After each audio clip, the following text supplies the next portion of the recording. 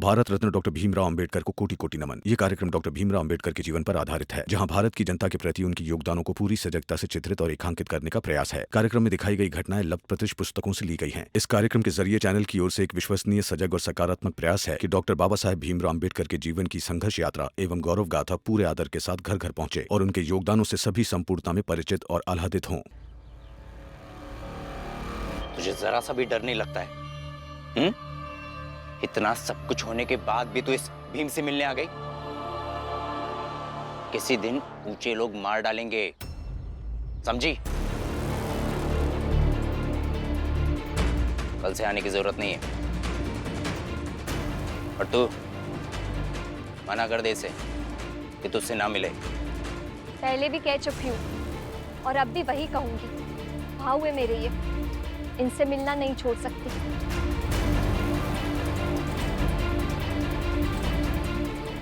तू चुपचाप घर जा, मैं जा रहा हूं सब्जी लाने। मेरे साथ जाएगी तो बवाल हो जाएगा।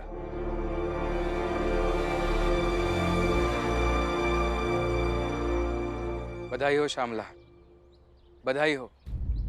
पहली लड़ाई तुम जीत चुकी हो। मैं कुछ समझी नहीं। किसी व्यक्ति की बात में अगर किसी दूसरे के लिए परवाह दिखाई दे तो समझ लेना चाहिए कि वो व्यक्ति उसे अपना मानने लगा है। और अभी शिशुपाल जी की बातों में तुम्हारे लिए मुझे परवाह दिखी। लेकिन उन्हें मेरी परवाह क्यों होंगी? वो करते हैं तुम्हारी परवाह, मैं उन्हें अच्छे से जानता हूँ। ये अगर पहले के शिशुपाल जी होते ना तो तुम्हारा हाथ पकड़कर तुम्हें खींचकर यहाँ से ले जाते। ये नहीं कहते कि मैं सब्जी खरीदने जा रहा हूँ, तुम घर चले जाओ। आपको सच में ऐसा लगता है? शिशुपाल जी मेरे पति है, लेकिन वो पत्थर क्या है? नहीं श्यामला, प्रेम के सामने दुनिया का कोई भी पत्थर नहीं टिकता। प्रेम में बहुत ताकत होती है। और यकीन करो, एक ना एक दिन यही शिशुपाल तुम्हारे लिए पूरी दुनिया से लड़ेंगे। लड़ाई जारी रखो।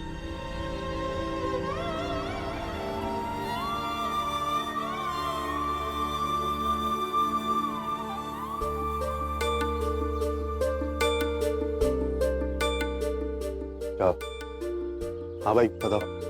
हाँ ये लो। संतोष जी।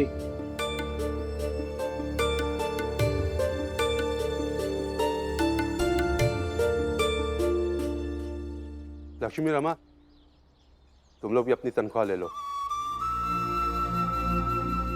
लक्ष्मी, तुम यहाँ मजदूर में सीनियर हो, इसलिए सबसे पहले तुम लो और सबसे ज्यादा 1 रुपये तुम्हें देता हूँ।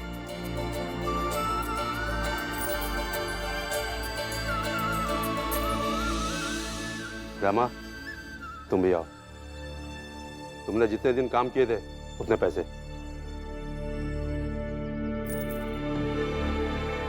करुणा, आओ।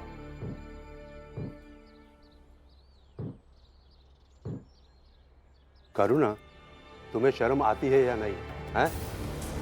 तुम इन दोनों से बड़ी हो ना। रमा भीमराव की बीवी है तो उसकी बात अलग है, लेकिन लक्ष्मी से ज्यादा छोटी तुम लगती हो। तुम्हें जितने पैसे मिल रहे हैं ना, उससे कहीं ज्यादा उसे मिल रहे हैं। तुम्हें अजीब नहीं लगता? ईर्ष्या नहीं होती है? ये लो, जाओ काम पे लग जाओ। सब होती है साहब, इसलिए घर में इन्हें इनकी औकात में ही रखती हूँ। अब यहाँ मुझे आपने पदोन्नति नहीं दिया तो इसमें मेरी क्या गलती है? इन्हें पैसे मिले तो ये नाचे। भीमराव के कारण मैं बहुत जलील होती हूँ, आज फिर हुई। सर, मैं अंदर आ सकता हूँ? अरे आओ आओ भीम आओ, अपनी पगार ले लो।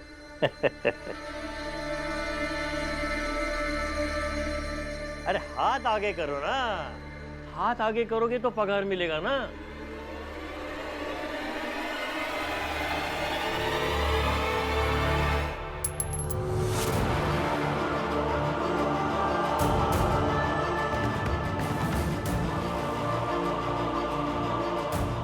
अरे उठाओ। अरे उठाओ भीम उठाओ।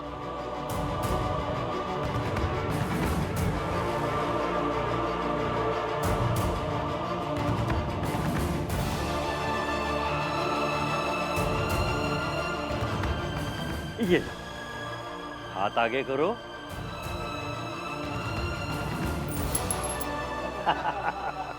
उठाओ उठाओ। अरे उठाओ भीमराव उठाओ। अरे उठाओ।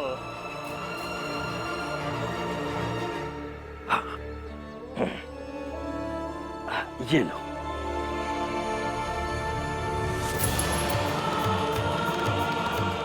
उठाओ उठाओ। अरे उठाओ उठाओ। अरे उठाओ उठाओ भीम उठाओ। अरे उठा लो भीमराव उठा लो।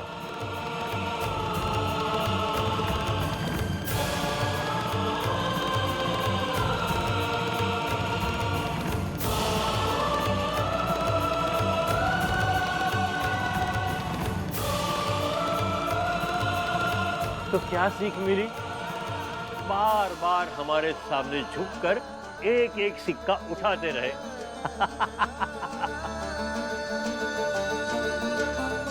शुक्रिया तनख्वाह के लिए।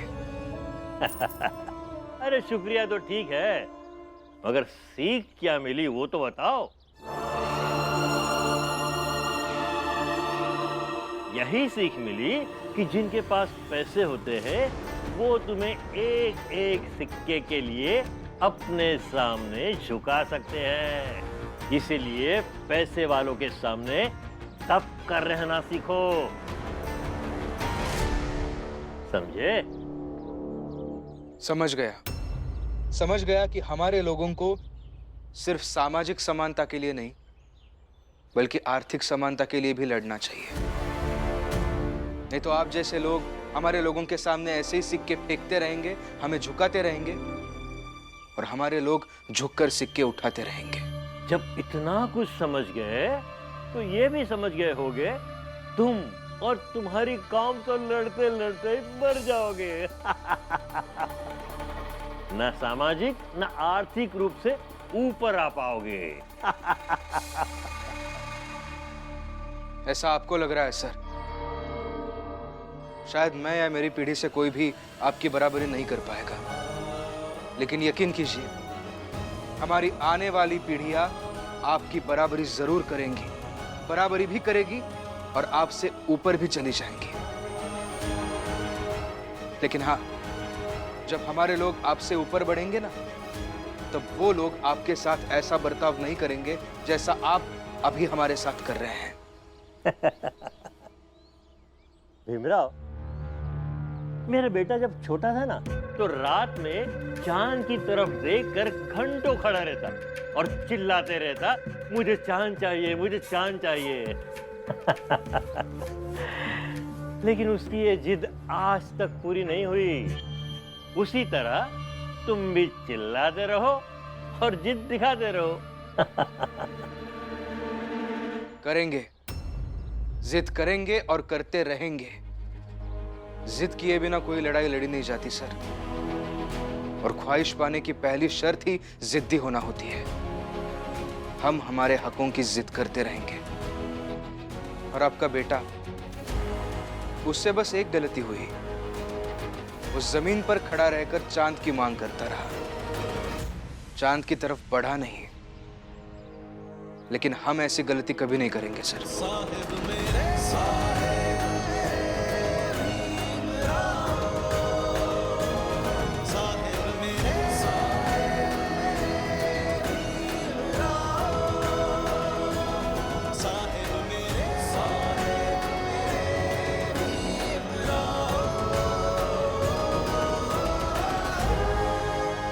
ऐसे ही ऑफिस में आकर एक कोने में बैठकर कुछ घंटे काम करोगे, उससे पूरी कौम को ऊपर उठा कर ले जाओगे।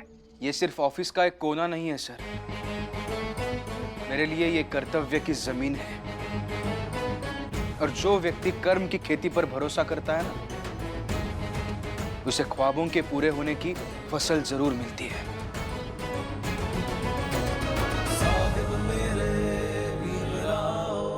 साहिब मेरे भीमराव,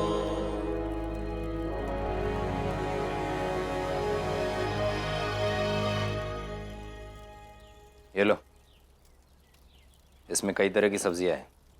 तुम्हारी पसंद का अंदाज़ा नहीं था, इसलिए सारी सब्जियां थोड़ी थोड़ी लेकर आया हूँ।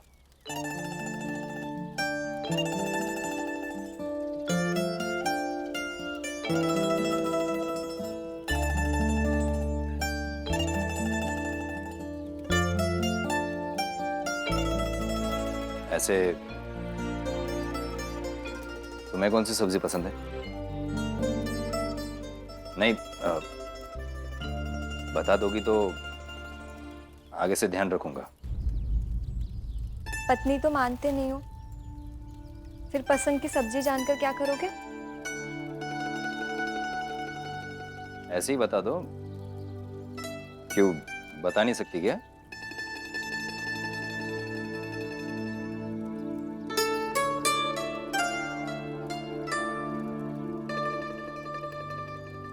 अच्छा ठीक है, मत बताओ।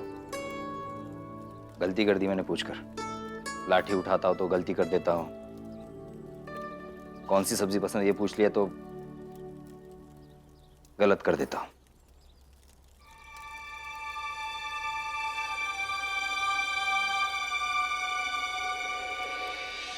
भिंडी।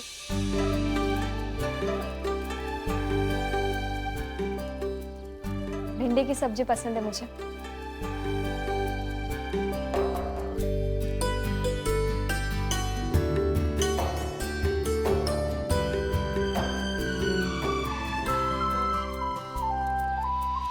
ओ श्यामला,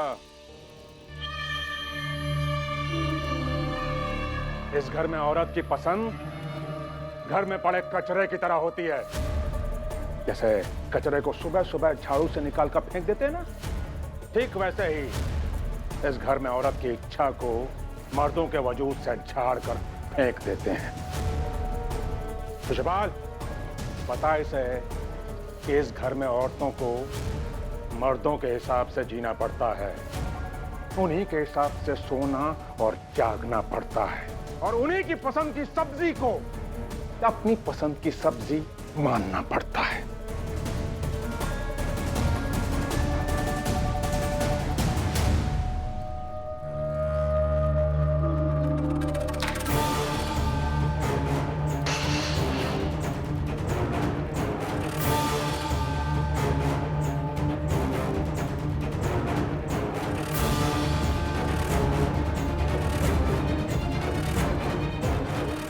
उधर क्या देख रही है? इस घर का मालिक मैं हूं, मैं। शिशुपाल, बता इसे।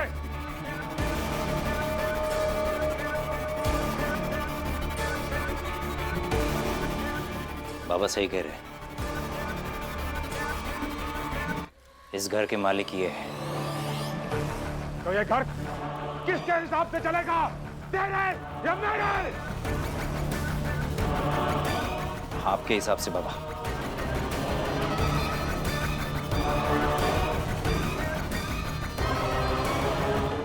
देख रही है ना, जैसे मैंने इन भिंडियों को तोड़कर फेंक दिया, वैसे ही तो उस भीमराव को अपनी जिंदगी से निकालकर फेंक दे।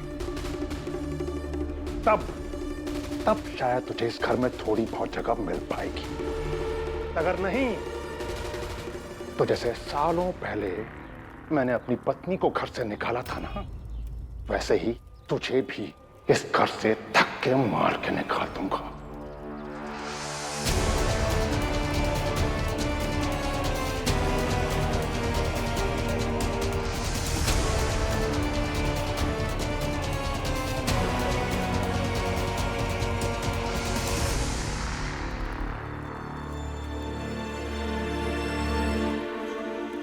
अब घर में भिंडी की सब्जी बनाऊंगी तो बवाल हो जाएगा, मगर फेंकूंगी भी नहीं। एक काम करती हूँ,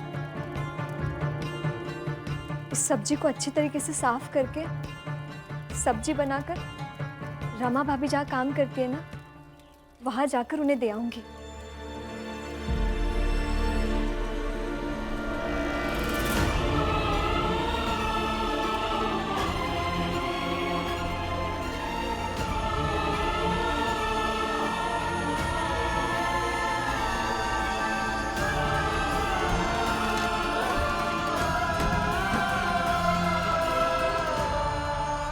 हम जोखू के सर पे हाथ रख के कसम खा के कहत है कि हमें भीमराव की जरूरत न कभी पड़ेगी और ना हम उसकी मदद लेंगे, चाहे कुछ भी हो जाए।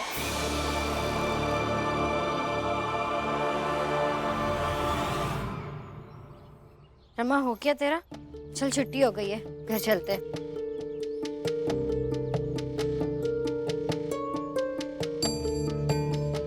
रमा, तुम रो क्यों रही हो?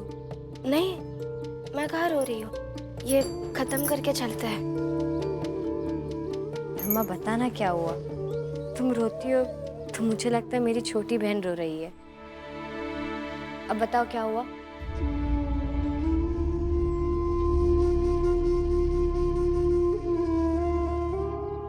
दीदी, मेरी जब आई मर रही थी ना, तो मैं उसे लिपट कर बहुत रो रही थी, लेकिन मरने से पहले उसने मुझसे कहा कि तू रो मत, तू तो एक बेटी है, तेरी जिंदगी में तो 2 माँ होंगी। मैं अभी मर रही हूँ, लेकिन जब तू बड़ी हो जाएगी, तेरी शादी हो जाएगी, तो तेरी जिंदगी में दूसरी माँ आएगी। लेकिन तब बहुत छोटी थी ना मैं, तब कुछ समझ नहीं आया, लेकिन जब समझ आया तो जीजाबाई जैसी आई मिलकर, जो मेरी ही चप्पल छुपाती है।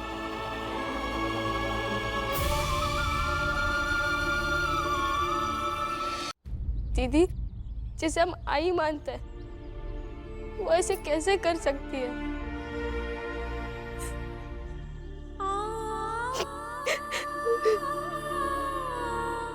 रमा, हम तो जाओ।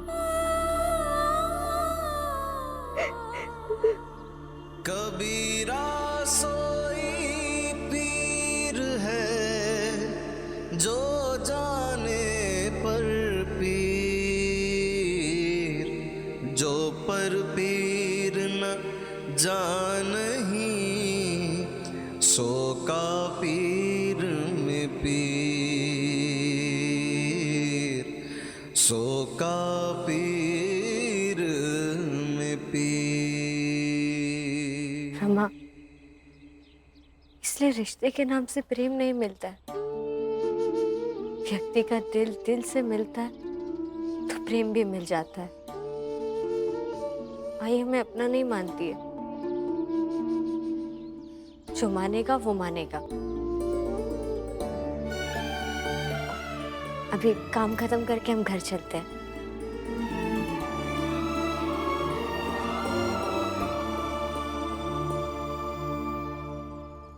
वहाँ कारखाने में तुम दोनों चाहे जो कर लो रमा और लक्ष्मी, लेकिन यहाँ घर में मेरा ही राज चलेगा, क्योंकि यहाँ मैं बड़ी हूँ, यहाँ की मालकिन मैं ही रहूंगी, चाहे जो कर लो तुम दोनों। जल्दी आ गई तू? जब मन विचलित हो तो एकांती खोजता है, इसीलिए आ गई जल्दी। क्या हुआ करुणा? आज पगार मिली थी आई, और लक्ष्मी को मुझसे ज्यादा पैसे दिए उस मैनेजर के बच्चे ने, जबकि मैंने और लक्ष्मी ने दोनों ने एक ही दिन से काम शुरू किया था। यही नहीं, उसने मुझे अपमानित भी किया, मेरा मजाक भी उड़ाया कि तुम बड़ी हो मगर लक्ष्मी तुमसे ज्यादा पैसे कमा रही है। ऐसा क्यों किया उसने? क्या पता, उसका रूप भाग गया होगा उसको, और क्या। छी छी छी।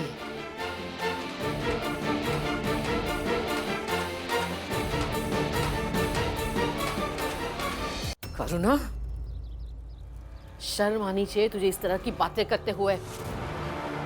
छोटी देवरानी बहन जैसी होती है। ईर्ष्या और द्वेष में इतनी भी अंधी मत हो जा कि अपनी इज्जत, अपने सम्मान पर कीचड़ उछालने लगे। भूल मत कि जब तेरे में और लक्ष्मी में आत्मीयता थी, तुम दोनों एक दूसरे को एक बहन के जैसे प्यार करते थे, तब साथ में हंसते थे, काम पर जाते थे, रोते थे, एक दूसरे के सुख और दुख में साथ में खड़े रहते थे। अभी तेरी अक्ल पर ओले पड़े हैं, लेकिन क्या पता कल को तेरा दिमाग ठीक हो जाए, तुझे तेरी भूल पर पछतावा हो और वापस तुम दोनों आत्मीयता के साथ जुड़ जाओ, एक दूसरे को बहनों की तरह प्यार करने लगो। तब क्या मुंह दिखाएगी उसे? हाँ,